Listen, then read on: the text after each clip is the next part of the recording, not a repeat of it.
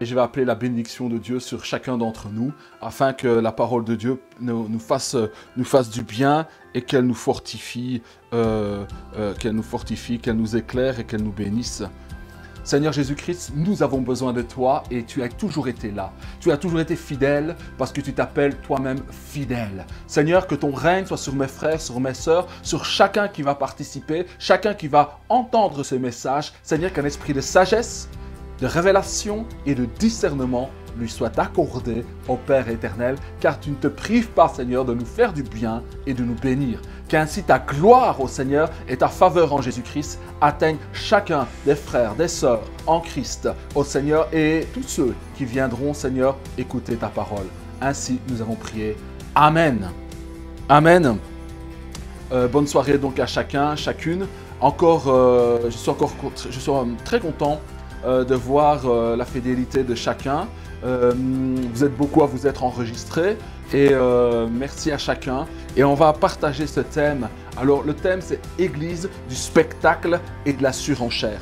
Pourquoi je vous ai parlé de ce thème? Parce que si nous ne discernons pas que nous sommes nous-mêmes en tant que disciples de Jésus-Christ, si nous ne discernons pas que nous sommes dans la distraction, que nous sommes dans le spectacle et dans la surenchère, eh bien on risque de rater notre destinée, mais on risque aussi d'avoir un problème avec le retour de Jésus-Christ. Vous savez, beaucoup de signes dans le monde chrétien, dans le monde des disciples de Jésus-Christ, dans l'Église, on s'attend au retour de Christ, car nous voyons que le gouvernement mondial se met en place et ce gouvernement mondial est la structure qui doit accueillir l'Antichrist, qui doit venir contre tout ce qui s'élève contre tout ce qui s'élève contre Dieu, car l'Antichrist vient contre tout ce qui est de Jésus-Christ.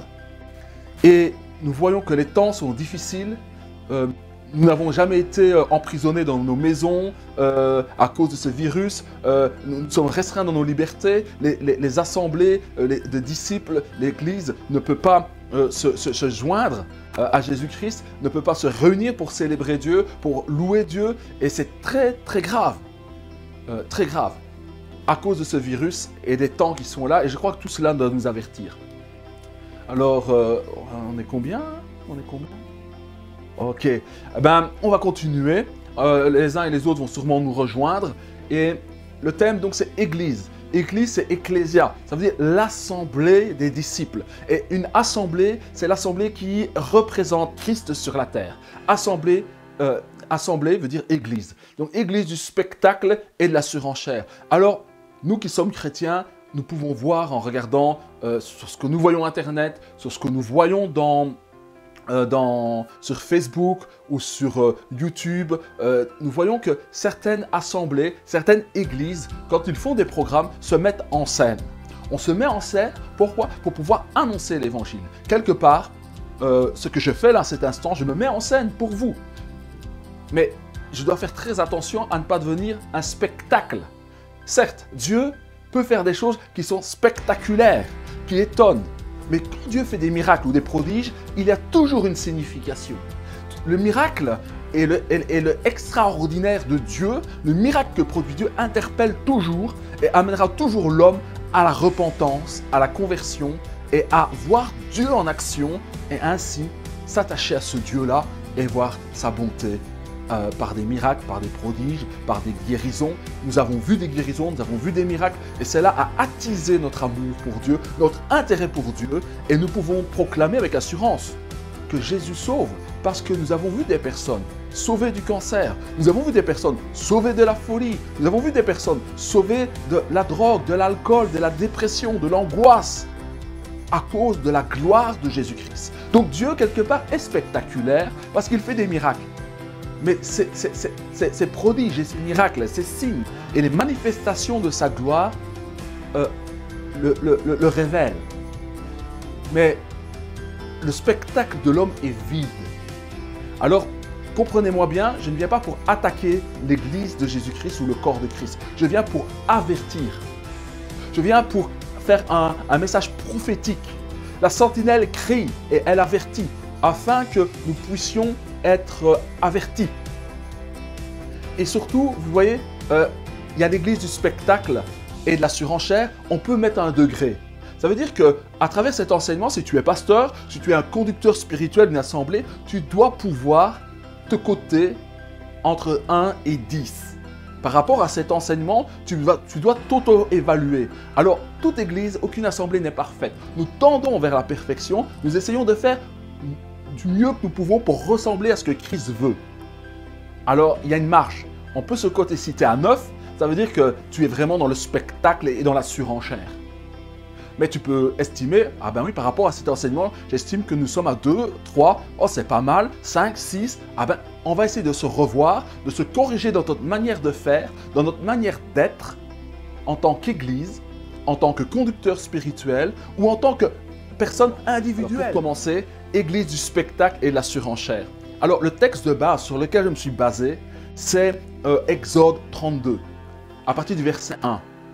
C'est là où le peuple d'Israël est sorti de l'esclavage par la puissance de Dieu que Moïse a utilisée pour enlever Israël, le peuple hébreu, de la main de Pharaon et de pouvoir l'amener dans le désert où il allait servir Dieu, parce que c'est dans le désert où on rencontre Dieu, c'est dans le moment de solitude qu'on rencontre Dieu, dans l'intimité du désert, là, le peuple hébreu, avec Moïse, devait rencontrer Dieu et recevoir les paroles et les commandements de Dieu pour marcher selon l'enseignement de la parole de Dieu, de la Torah. Car la Torah, ça veut dire l'enseignement de Dieu. Parce que, vous voyez, on a mal traduit, on a appelé ça Bible. Mais en fait, on aurait dû dire enseignement, l'enseignement de Dieu. C'est plus juste que le livre. Alors, Exode 32:1 nous dit, le peuple, voyant que Moïse tardait à descendre. Moïse était sur la montagne et il tardait à descendre de la montagne. Le peuple s'assembla autour de Aaron et lui dit, « Allons, faisons-nous un Dieu qui marche devant nous, car ce Moïse, cet homme qui nous a fait sortir du pays d'Égypte, nous savons ce qu'il est devenu. » Ça fait 40 jours que Moïse a disparu, 40 jours, 40 nuits. Il est là, il s'entretient avec le Créateur du ciel et de la terre et il est en train de lui donner la Torah. Dieu est en train de nous communiquer l'enseignement pour que le peuple marche dans la connaissance de la vérité et de la volonté de Dieu. Exode 32, chapitre 2, Aaron leur dit, « ôtez les anneaux d'or qui sont aux oreilles de vos femmes, de vos fils, de vos filles, et apportez-les-moi. » Et tous ôtèrent les anneaux d'or qui étaient à leurs oreilles, et ils les apportèrent à Aaron. Il les reçut de leurs mains, jeta l'or dans un moule, et fit un veau en fonte. Et ils dirent, « Israël, voici ton Dieu qui t'a fait sortir du pays d'Égypte. » Lorsque Aaron vit cela, il bâtit un autel devant lui et il s'écria, « Demain, il y aura une fête en l'honneur de l'Éternel. » Il va y avoir une fête. Dia suivante. Le lendemain, ils se levèrent de bon matin. Ah oui, ils étaient pressés. Ils étaient pressés que la fête commence. On est pressé pour aller à la fête. On est pressé pour aller au divertissement.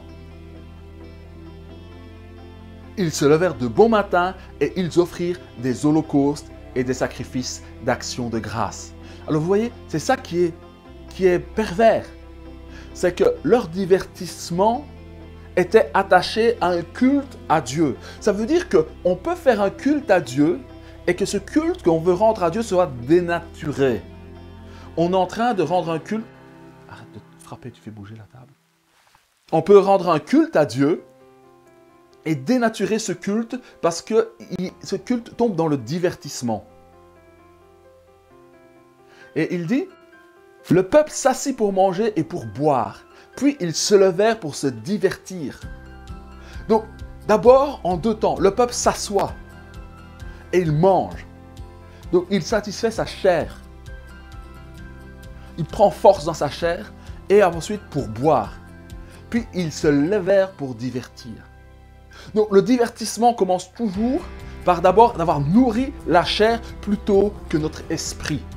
Dès que nous favorisons la chair, la tendance est de se lever pour se divertir. Tandis, on va prendre l'opposé, celui qui médite la parole, qui prie, va se tourner vers Dieu. Et il ne va pas exalter sa chair pour en satisfaire les passions et les désirs.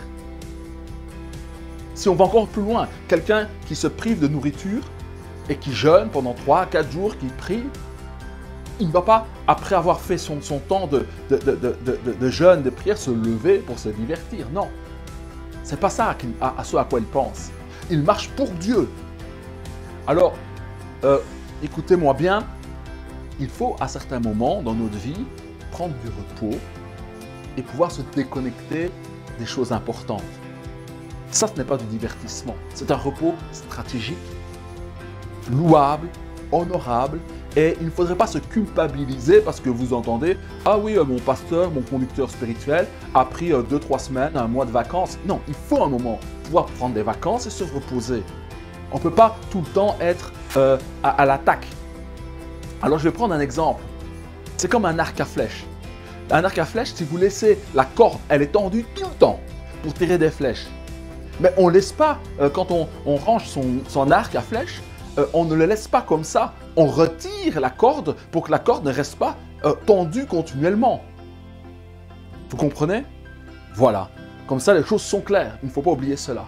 Alors maintenant, Exode 32:7, nous continuons. L'Éternel dit à Moïse, va, descends, car ton peuple que tu as fait sortir d'Égypte s'est corrompu. Ça veut dire que si nous sommes dans le spectacle, parce que le peuple avait besoin de se divertir. Et il y a un spectacle qui a été fait. Il y avait le veau d'or qui était là, il y avait des feux qui étaient allumés, il y avait la nourriture, il y a eu des danses, des chants, des fêtes, et ils se sont divertis. Et dans leur divertissement, qu'est-ce qui s'est passé? Ils ont adoré une image de Dieu. Donc ils ont choisi de représenter Dieu par un veau en or. Et ils ont dit, voici ton Dieu qui t'a fait sortir d'Égypte. Donc, le spectacle et le divertissement va amener un chrétien ou une assemblée à se corrompre devant Dieu.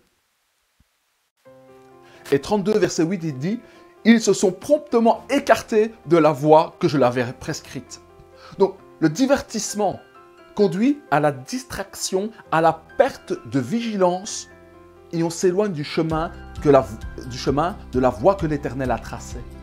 Mais le pire, c'est qu'on pense qu'on est toujours en train de servir Dieu. Mais on sert une image de Dieu, une représentation de Dieu figée. Parce qu'une image ne parle pas. Le veau en or ne parlait pas. Et pendant ce temps-là, Moïse était sur la montagne et il était en train de parler à Dieu. Et Dieu dit, ah, descends parce qu'ils se sont corrompus. Alors il dit, ils se sont fait un veau en fonte, ils se sont prosternés devant lui. Ils lui ont offert des sacrifices et ils ont dit, Israël, voici ton Dieu qui t'a fait sortir du pays d'Égypte. Et l'idolâtrie, c'est réduire Dieu à une image, à un aspect de Dieu. Dieu est tellement riche qu'on ne peut pas le réduire à un aspect de lui-même, c'est le dénaturer. On ne peut pas le représenter. On ne peut pas représenter un aspect de sa personne, car il est tellement riche et parfait qu'il faut dialoguer avec lui en direct et ne pas mettre une image interposée entre nous et lui. Dia suivante. Alors, encore. Alors, notre société fonctionne par le spectacle. Il y a un spectacle continuel. Mes frères, mes sœurs, regardez, quand nous voyons les médias, c'est un spectacle. On met en scène l'information. Si vous voyez les gilets jaunes qui se battent avec la police, les gendarmes, si vous voyez même les guerres, tout est mis en scène comme un spectacle. Et quand nous avons vu, pour ceux qui ont connu et qui ont vu la guerre du Golfe, elle a été médiatisée. La guerre en Libye a été médiatisée. La guerre du Vietnam, il y avait des images de propagande. Pendant la Seconde Guerre mondiale, il y avait des images de propagande du camp allemand comme des autres camps. Et tout ça est mis en scène, c'est un spectacle. On fait un spectacle de l'information. Vous savez, les Romains, l'Empire romain, avec le Colisée à Rome. Je ne sais pas si vous y êtes allé, je suis allé visiter la tour de Pise et le Colisée, c'était le stade, le premier stade où on mettait les chrétiens au milieu et on les jetait en pâture au lion et tout le monde s'amusait, se divertissait et rigolait. Alors quelqu'un a dit que vous donnez au peuple des jeux et de l'amusement, des jeux et de la nourriture, et vous n'avez aucun problème pour gérer ce peuple. Et je peux vous dire que les dirigeants d'aujourd'hui savent qu'il faut que le foot continue, le football, car c'est un divertissement. Il faut que toutes ces émissions à la TV continuent, car il faut divertir les gens. Parce que quand vous êtes diverti, quand vous êtes dans le divertissement, vous êtes dans la distraction. Et s'il y a un combat à mener, vous ne le mènerez pas, car on vous aura amené de la voie du combat vers une salle d'attente où vous êtes en train d'être diverti, où vous êtes séduit, où vous êtes subjugué. Alors, le spectacle a besoin de l'image, les images de violence, les images impudiques. Et on met en scène des corps dénudés. La guerre est mise en spectacle aussi. Donc, tout est mis en spectacle. Le monde est un spectacle sans fin. Les films sont des spectacles. Et quand vous voyez le spectacle, comprenez, c'est des films, ce n'est que de l'image. Regardez, tout le monde fait attention à son image. Il faut paraître. Il faut avoir une bonne apparence. Et l'apparence s'oppose au vrai. L'image l'image compte beaucoup pour le monde. Le monde préfère la réalité à la vérité. Le monde du spectacle préfère le réel à la vérité. Et l'image, le spectacle de ce monde se superpose à la réalité, à la vérité vraie, pour que nous ne comprenions pas ce qu'est le monde. Alors là, c'est une réflexion. Vous savez, si vous êtes dans un monde de pureté, quand je dis pureté, c'est un monde authentique. Le monde vrai, c'est quoi? C'est le monde de la nature. Si vous êtes dans la nature, dans un monde, vous voyez comme on voit, où il y a les paysages animaliers, où on voit la nature brute telle qu'elle est, directement vous allez être émerveillé. Et la pensée de Dieu va monter à votre cœur. Ça, c'est ce que Dieu a donné, la création, pour que nous réalisions que Dieu est. Maintenant, réalisez, mes frères et sœurs. Tu te lèves le matin dans ta maison. Tu fais ton café avec une machine qui est de la technique des hommes. Ensuite, tu montes dans ta voiture, machine qui est faite par l'homme.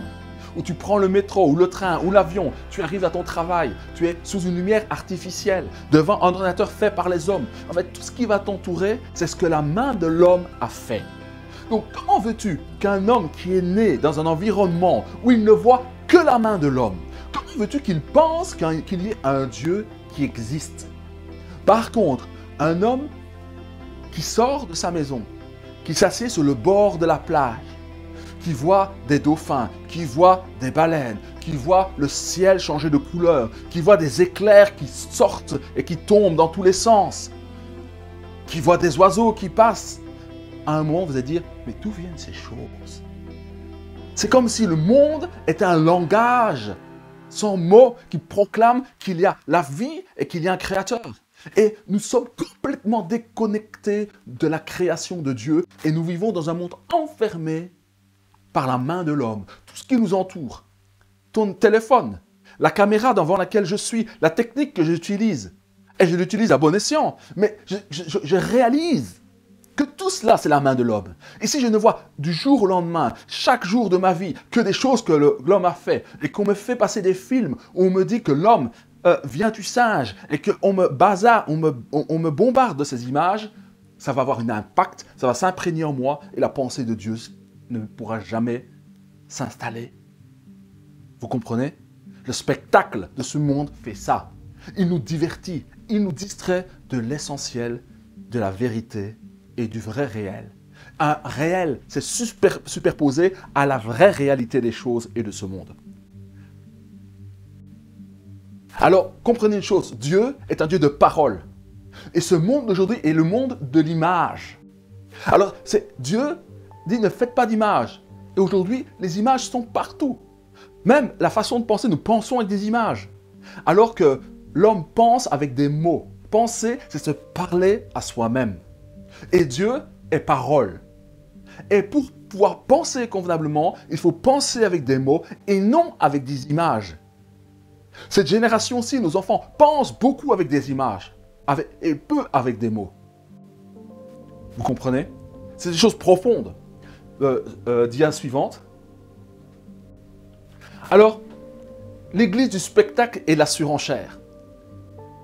Alors, le spectacle, c'est le divertissement. Et ce divertissement se fait en images et conduira à l'idolâtrie.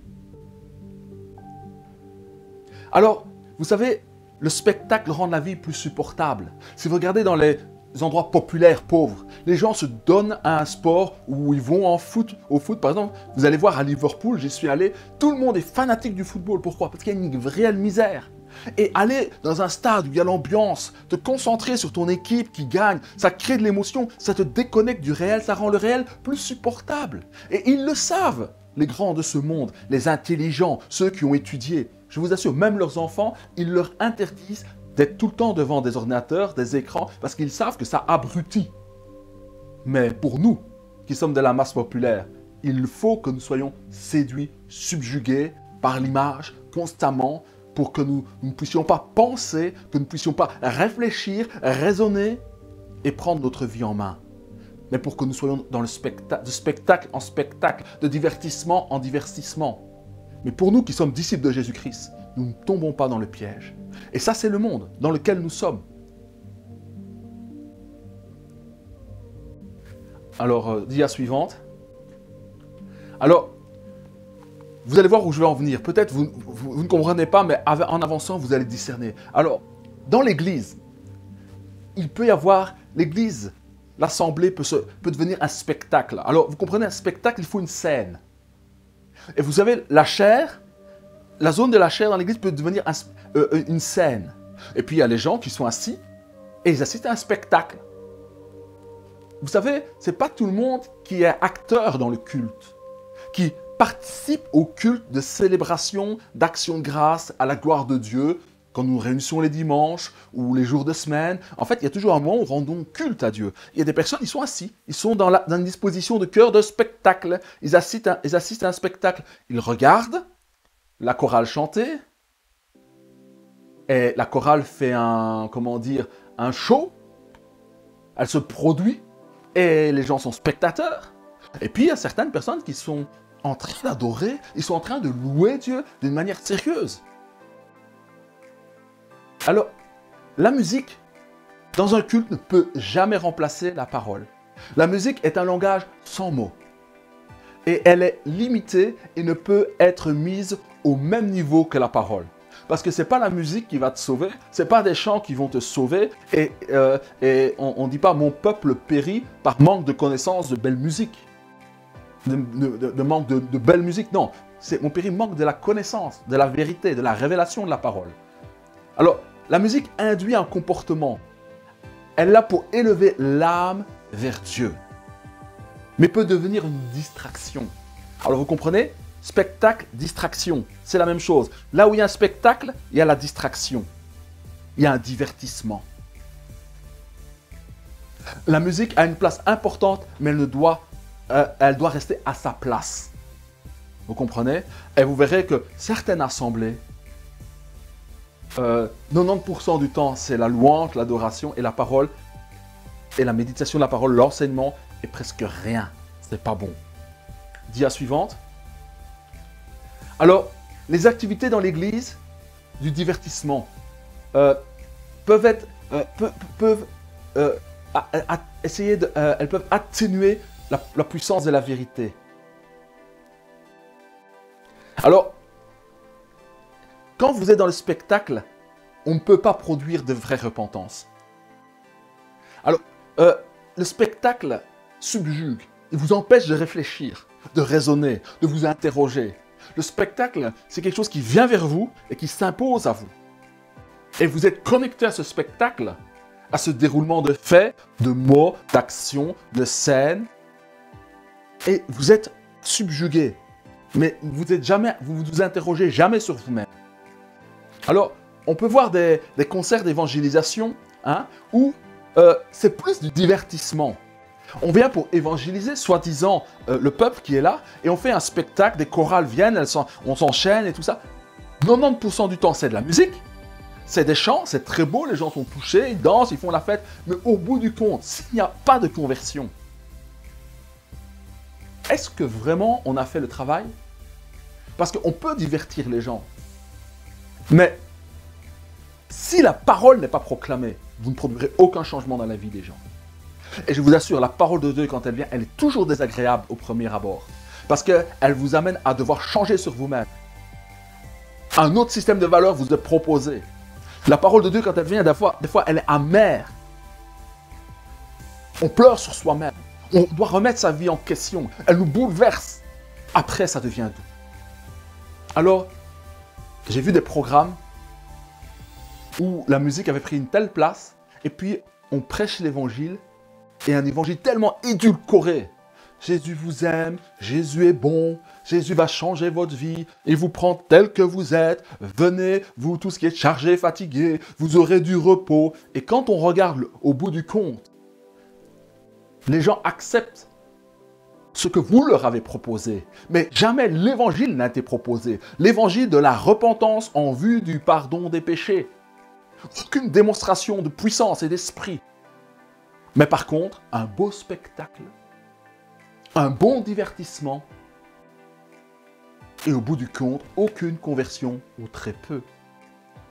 Et les gens accourent pour venir se divertir.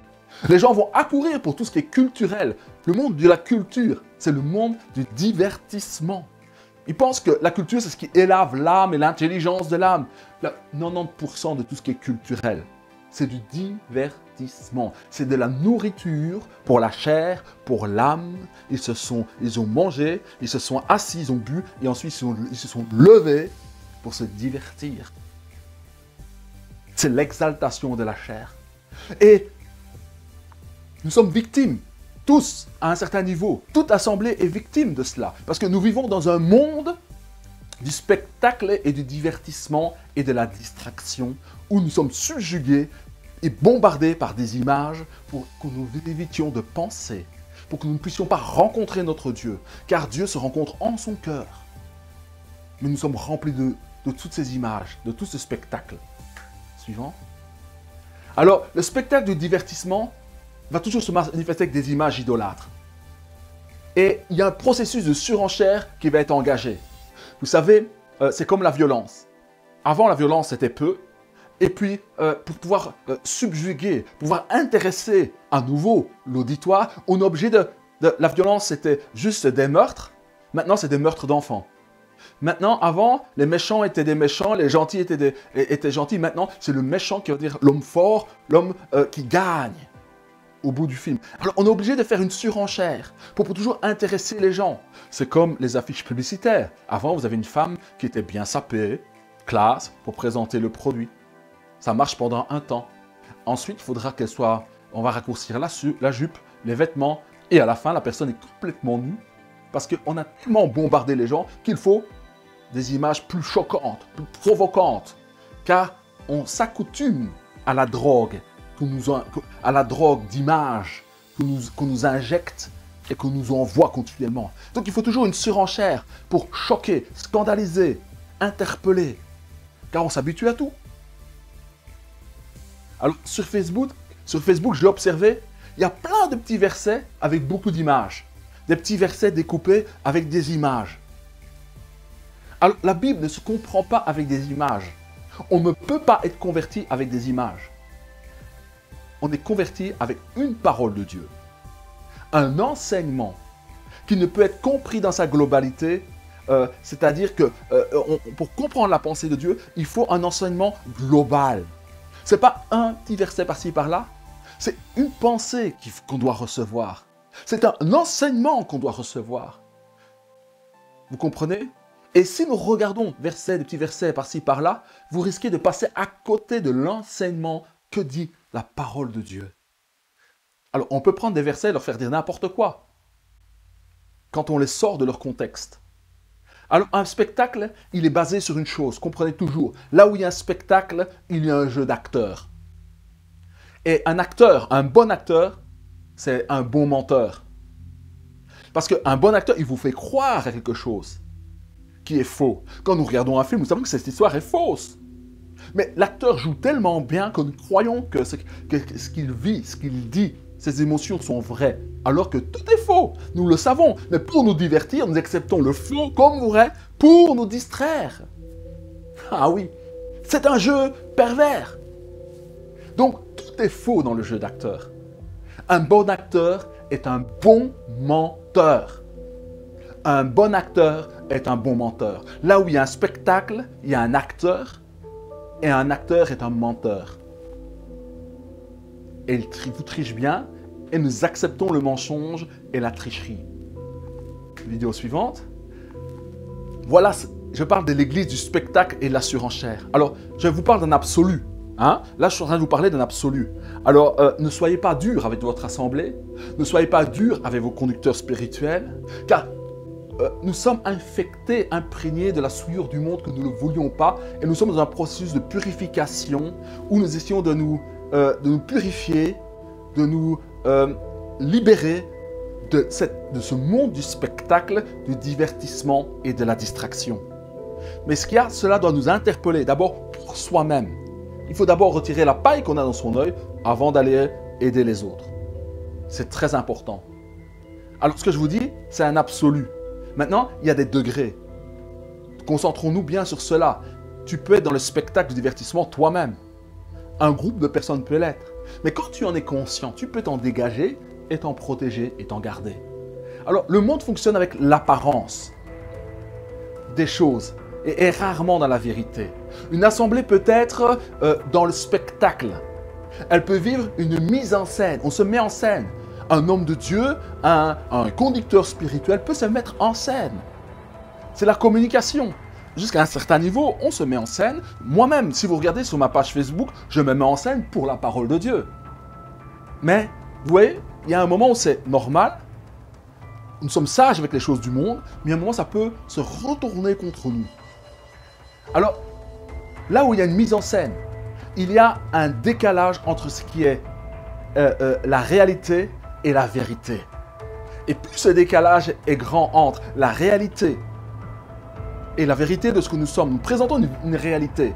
Mais si la vérité est très éloignée de ce que nous sommes, nous devenons un hypocrite, un menteur. Alors, un conducteur spirituel se trouve à jouer un rôle, plus qu'à être vrai. Il se peut que certains conducteurs spirituels, faisant tellement attention à l'image, à paraître, ils font tellement un spectacle qu'à un moment, il y a un tel décalage entre la personne et le rôle qu'il joue. Et il faut faire très attention. Alors, parenthèse, quand un homme est saisi par l'esprit et qu'il marche par l'onction, il peut se comporter d'une manière spectaculaire parce qu'il agit pour la gloire de Dieu. Il ne faut pas tout mélanger. Ok? Il ne faut pas tout mélanger. Dieu agit de manière spectaculaire, glorieuse. Mais ce n'est pas de cela qu'on parle. Dia suivante. Alors, l'église du spectacle et de la surenchère, c'est le thème. Alors, dans Matthieu 23, 14, le mot-clé que nous allons comprendre, si nous sommes dans le spectacle, dans le divertissement, dans la distraction, et que nous faisons plus attention à notre image, que nous voulons présenter aux autres, et qu'il y a un décalage entre ce que nous sommes véritablement et notre image, nous pouvons nous transformer en des hypocrites. Vous savez, les personnes qui adorent des stars, il y a quelqu'un que je connais bien, il était fan d'une star. Il aimait tellement bien ses chants, sa musique, quelqu'un de mondain. Mais un jour, quand il l'a rencontré, il a vu qu'il était présomptueux, pédant. Il a remarqué qu'il avait regardé qu'il avait négligé son fan. Il m'avait dit qu'il avait été blessé, tellement blessé qu'il ne voulait plus écouter ses musiques. Vous comprenez? Donc lui, il avait une image que ses clips, ses musiques lui présentaient. Mais quand il a vu la personne réelle, il l'a trouvé tellement misérable que la séduction qui avait opéré sur lui s'est brisée. Vous comprenez? Il ne faudrait pas qu'il en soit comme ça pour les conducteurs spirituels. Amen. Alors, un menteur, il triche sur la vérité.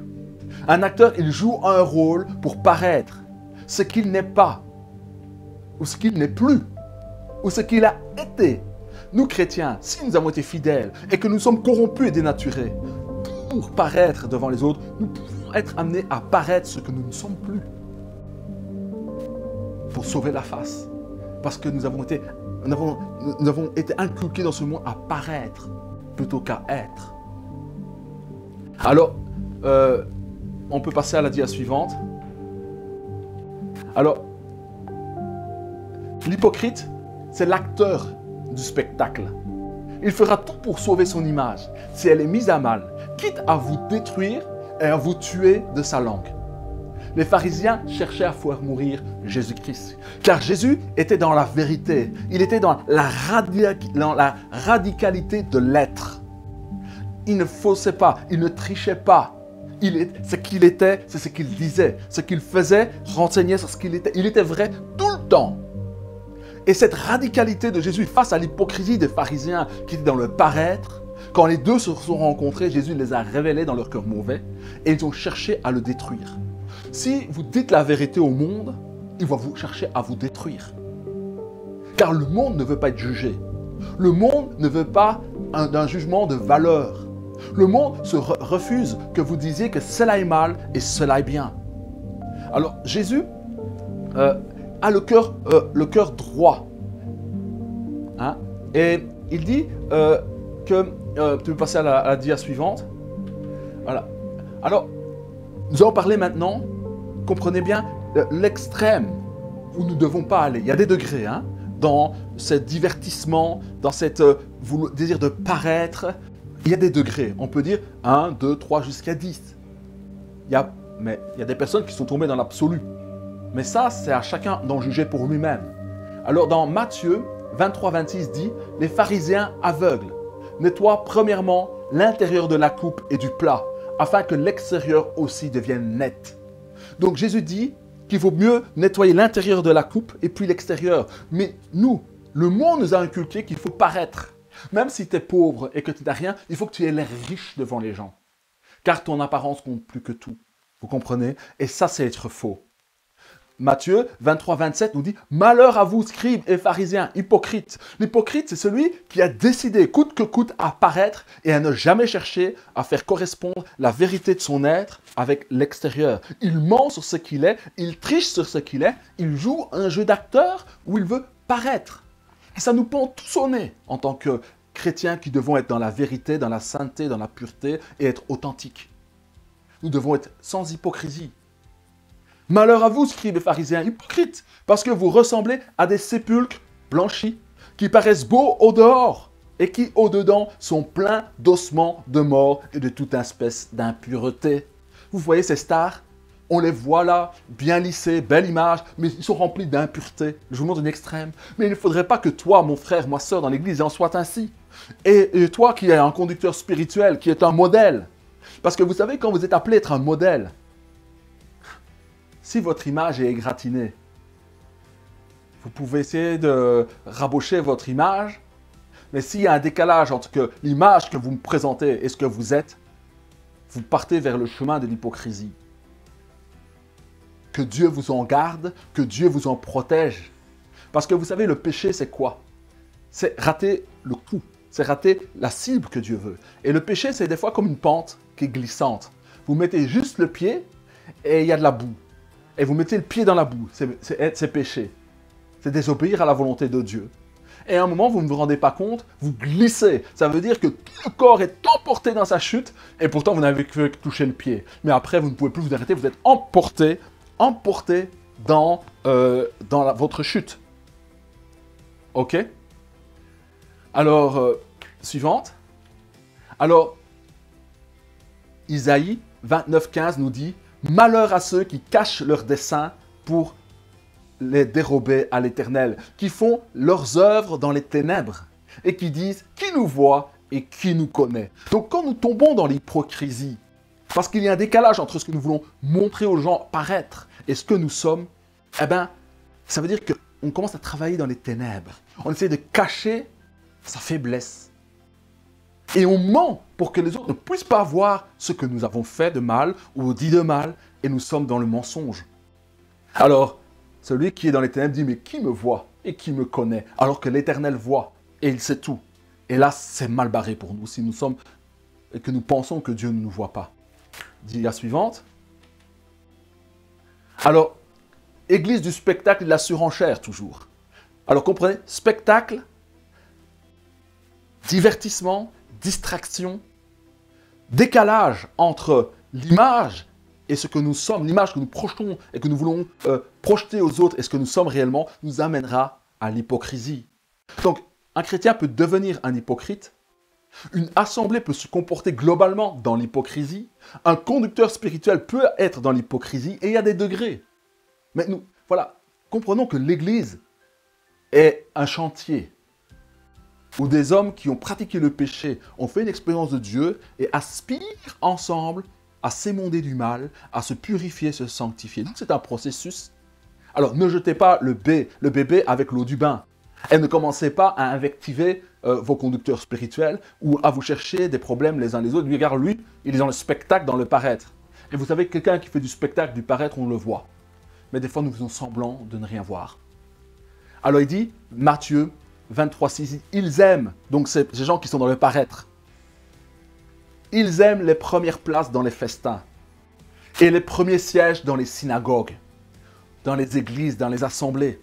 Ils aiment à être salués dans les places publiques, à être appelés par les hommes rabbi, rabbi, homme de Dieu, daddy, papa, bishop, archibishop. Ils aiment ça, ils s'en délectent. Et gare à toi, si un jour tu ne leur redonnes pas l'honneur qui leur est dû, tu deviendras leur ennemi. Parce que quelqu'un qui vit dans le culte de l'image de soi, si tu ne traites pas son image comme il l'attend, tu deviens son ennemi. Là, je vous parle de l'extrême. Maintenant, il y a des degrés avant d'arriver à cet extrême. Vous comprenez? Alors, mais vous, ne vous faites pas appeler rabbi, car un seul est votre maître, et vous êtes tous frères. Tous frères. Et n'appelez personne sur la terre votre père, car un seul est votre père, celui qui est dans les cieux. Oui, les pharisiens aimaient se faire appeler rabbi, père des multitudes. Mais comprenez bien, avoir un père spirituel est une réalité. Avoir une relation privilégiée avec un conducteur spirituel qu'on estime comme être son père spirituel est une réalité.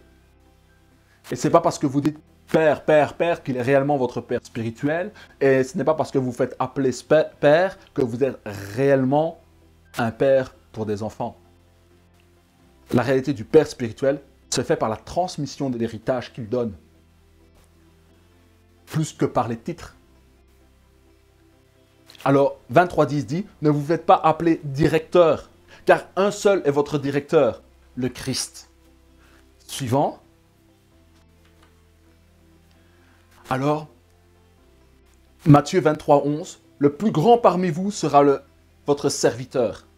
Alors, le monde du spectacle, du divertissement et de la distraction, dans ce monde-là, être un serviteur, c'est avoir le mauvais rôle.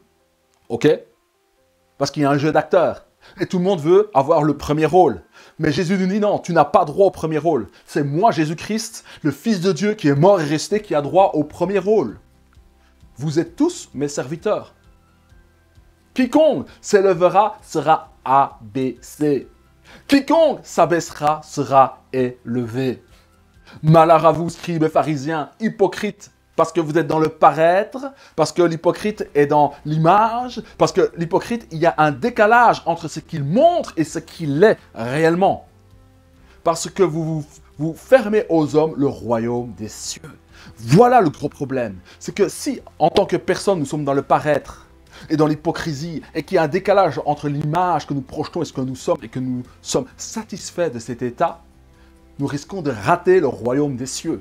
Nous risquons de ne pas régner avec Jésus-Christ, de se convaincre que nous sommes approuvés de Dieu, alors que Dieu nous désapprouve. Parce que Dieu veut la sincérité. Vous n'y entrez pas vous-même.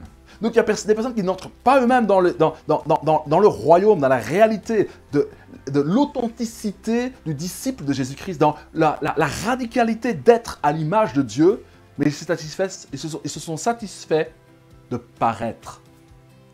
Et vous ne laissez pas entrer ceux qui veulent y entrer. Tu ne peux pas faire entrer dans le royaume des cieux, dans la gloire, dans la sainteté, la sanctification, si toi-même, tu n'y entres pas.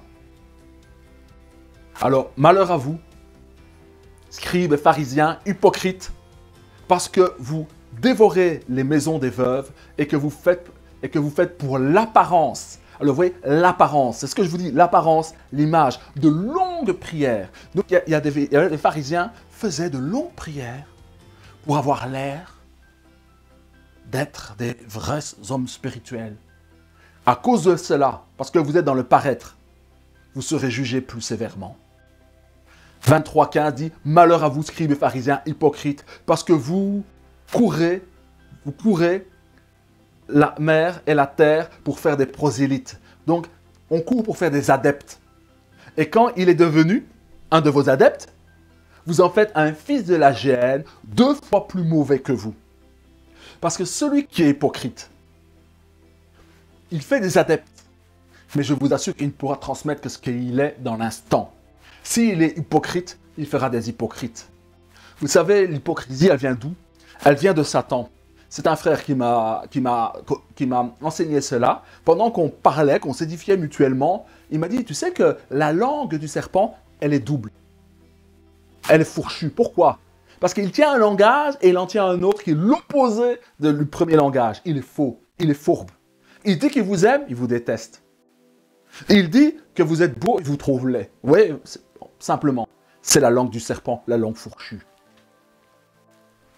Alors il dit, malheur à vous, scribes et pharisiens hypocrites, parce que vous courez la mer et la terre pour faire des prosélytes, des adeptes, et quand il est devenu, vous en faites un fils de la géhenne, 2 fois plus mauvais que vous. Suivante.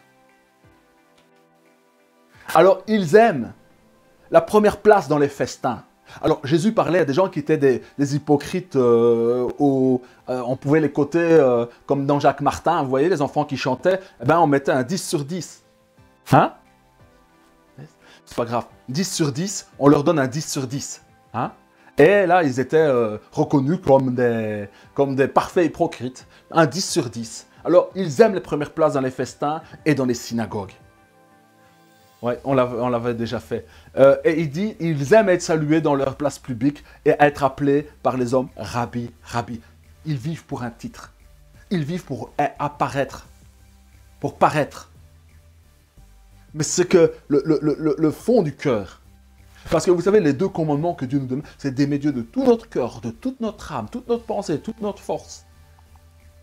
Et l'autre qui lui est semblable, c'est d'aimer son prochain. L'amour doit être sans hypocrisie, sinon ce n'est pas de l'amour. L'amour est vrai. Dieu est amour et il est vrai. Alors mon frère, ma soeur, l'amour n'est pas calculateur. L'amour est quelque chose de spontané. Des fois, tu peux réfléchir à faire du bien à quelqu'un, comment je vais faire ou ceci. Mais quand tu es dans la relation avec l'autre, l'amour est spontané. L'amour n'est pas calculateur.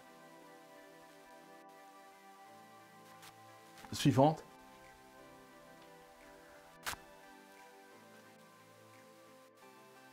Encore. Voilà. Alors, suivante encore.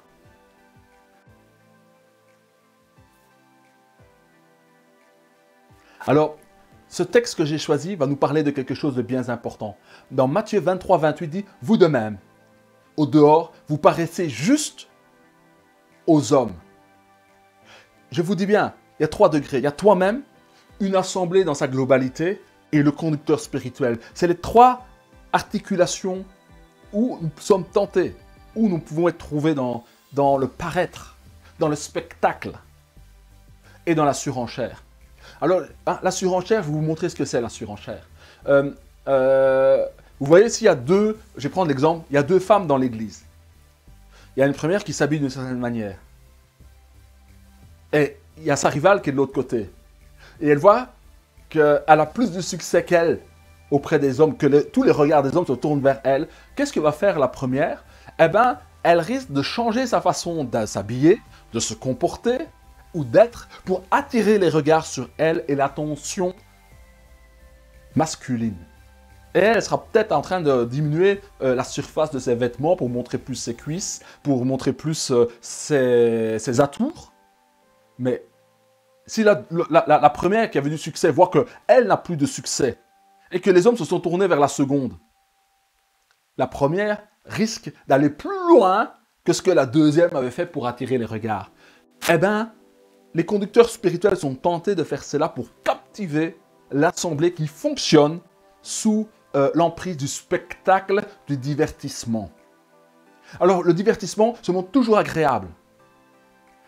Le divertissement et le spectacle va vous donner ce que vous avez envie d'entendre. Certains appellent ça l'évangile de la prospérité. Oui, il y a l'évangile de la prospérité. Et c'est un faux évangile. Mais ce n'est que la moitié de l'explication du phénomène, l'évangile de la prospérité. Le monde, oui, veut la prospérité. Le monde cherche la richesse. Pourquoi? Parce que nous sommes dans le culte de l'image et de la jouissance de l'image. On veut projeter ce qu'il y a de meilleur. On veut être et devenir ce qu'on est. D'ailleurs, il y a un dicton qui dit dans le monde que ta façon de t'habiller doit transcrire ce que tu es vraiment en toi. Comme si le vêtement ou les habits pouvaient expliciter et rendre compte de la finesse et de la merveilleuse personne que tu es. Ça ne marche pas comme ça. L'être est plus que ce qu'il porte comme habit physique. Alors, vous de même, au dehors, vous paraissez juste aux hommes. Vous paraissez juste aux hommes. Nous voulons paraître juste au regard des hommes. Mais Dieu, on ne peut pas paraître, on ne peut pas le tricher.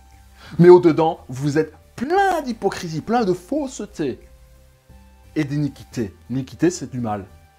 Et 23-29 nous dit, « Malheur à vous, scribes et pharisiens, hypocrites, parce que vous bâtissez les tombeaux des prophètes et ornez les sépulcres des justes. » Alors, l'onction prophétique, c'est quoi? C'est ce que je suis en train de faire avec vous. L'onction prophétique vient mettre une ligne entre l'hypocrite et le vrai.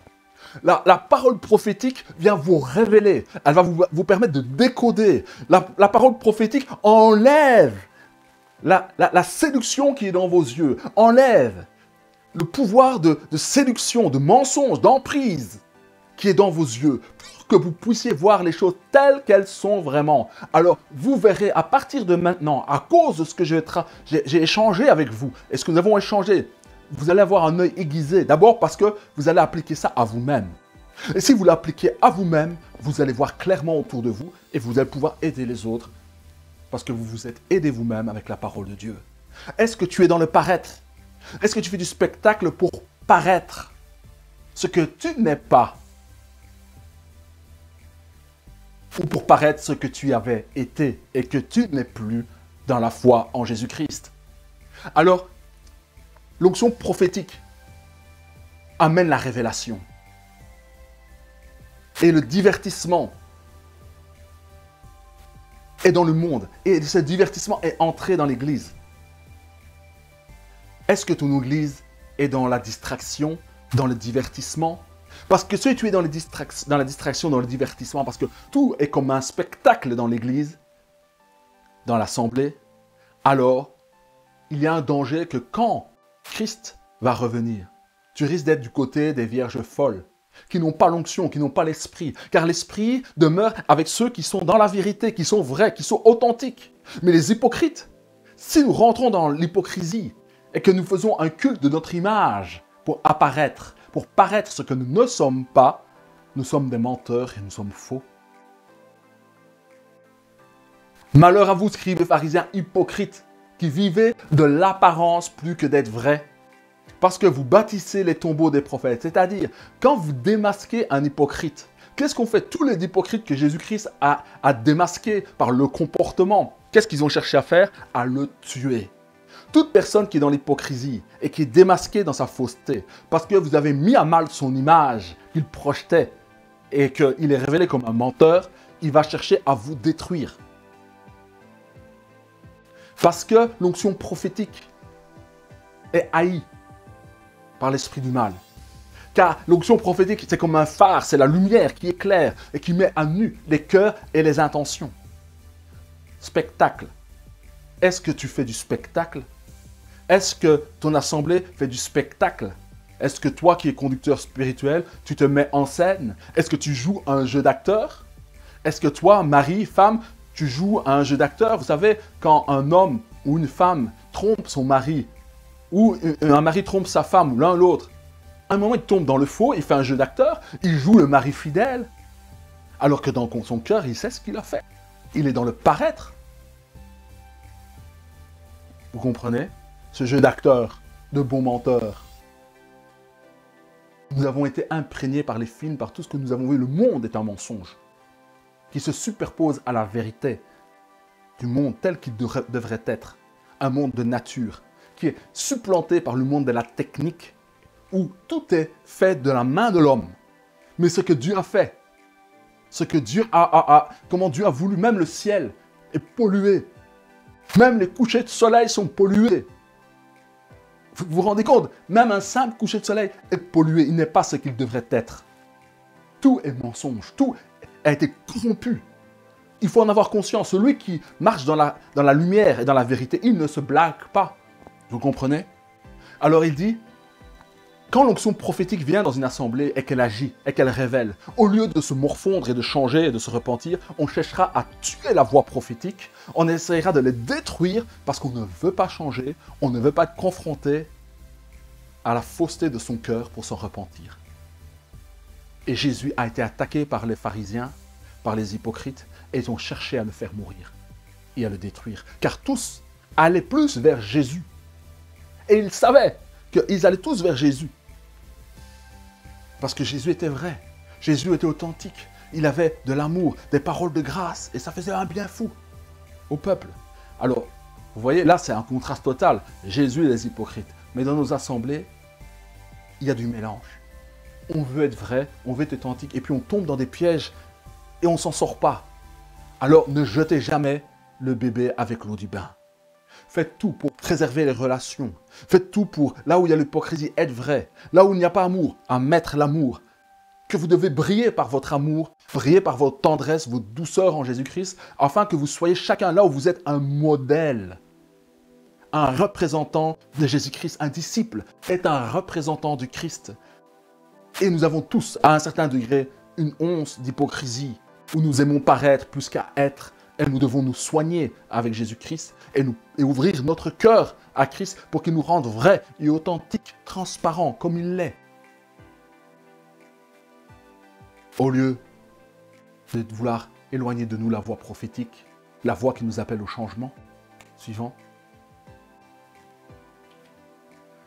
Voilà, tu peux remettre la première. Voilà le passage. Voici ce que je voulais partager avec vous. Tu peux remonter tout en haut, toutes les pages, tout en haut, tout. Voilà.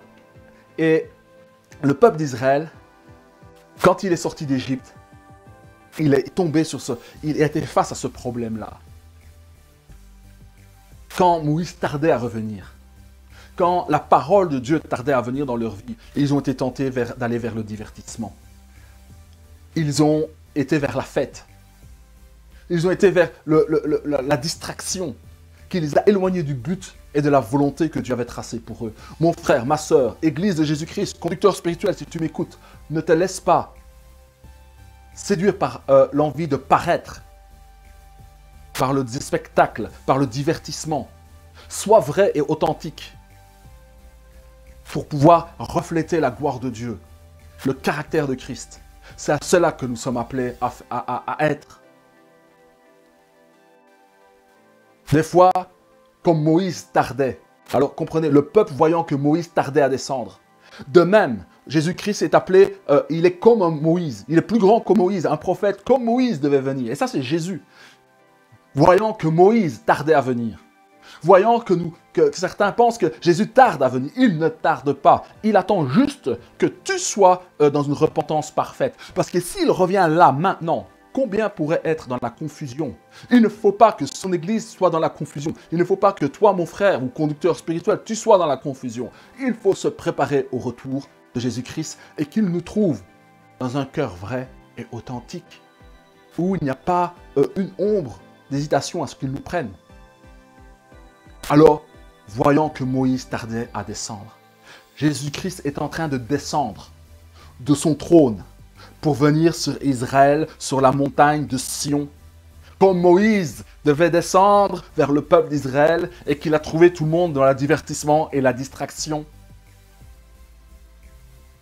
Trouverai-je la foi quand je descendrai vers vous, dit l'Éternel? Trouverai-je la foi, trouverai cette confiance qui sait rejeter le paraître pour être vrai, pour exprimer la vérité de ma parole? C'est ce que l'Éternel te dit. Alors mon frère, ma soeur, ne nous laissons pas distraire. Et ne soyons pas comme les Hébreux qui trouvaient que Moïse tardait à venir.